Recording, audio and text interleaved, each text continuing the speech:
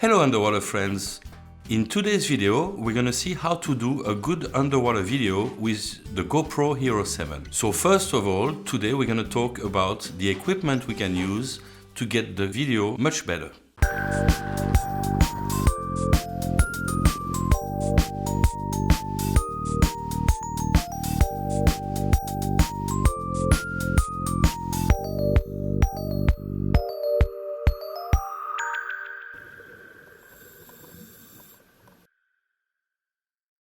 So for the equipment first, and it's quite obvious, we're gonna use the GoPro Hero 7. So this one is the GoPro Hero 7 Black, which is the only one that can have a housing to go underwater. It's waterproof already, can go to 10 meters. Second thing we're gonna use is a housing. Personally, I have the housing from GoPro, so it works really well and it's quite easy. Make sure that the O-ring is clean and not cracked, that there is no hair. For me it could be okay. And that when you close it, it's sealed properly. So you have first to take off the protection of the lens, then you place it like so, you close it, and then you lock it on. When it's locked, your camera can go down to 40 meters without any problem. The housing is quite useful because, like I said, you can go deeper, and there are two buttons that you can use. So the button to start and turn off the camera, as well as switch from video to photo, and the on and off button.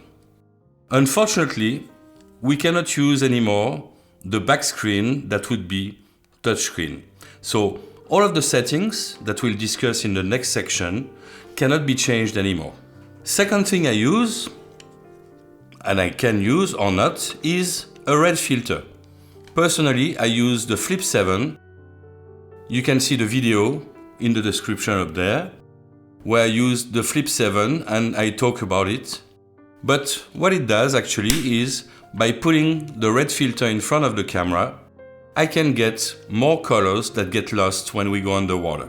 This one have a filter that can go for shallow depth or deeper, between 20 and 50 feet, or below 50 feet. The main problem about it is that you don't bring light. So it's just kind of correcting the loss of color from the water, but it's not great. The third thing I use is a tray. As you can see, I have a pretty big tray right there. And this one is very useful because in a few seconds you can put your GoPro on just by screwing it on. And then when you take your shots, you're much more stable.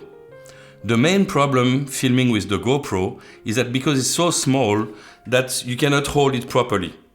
Like this, you can really use your two hands and hold the GoPro and be very steady. Of course, you have the in-body stabilization, but it's still much better to be stable. I don't recommend to use a stick. The stick, you will hold it only with one hand, and by moving just your hand a little bit, it's gonna move the GoPro a lot, and it's gonna get your video all shaky. The great thing about the tray as well is that you can put lights on. In my case, I have two lights that are 3000 lumen. It's very useful because when we go underwater, we lose a lot of light. So we bring back the light and also we bring back the colors. When choosing your light, the most important thing is to have a light that have a wide angle beam, in our case 110 degrees, and that is as uniform as possible. In our case, almost all of the light is even everywhere. So when you lit a subject, there is no one spot in one place, but light diffuse from everywhere. In my case, I have two lights, and I think that's what you need. If you only have one light, the problem is that you're gonna have shadows that bring the light from one side, and then the other side of the animal will be dark. So that was it for the things we need. Remember, A GoPro, well, to make video with a GoPro, that's a must.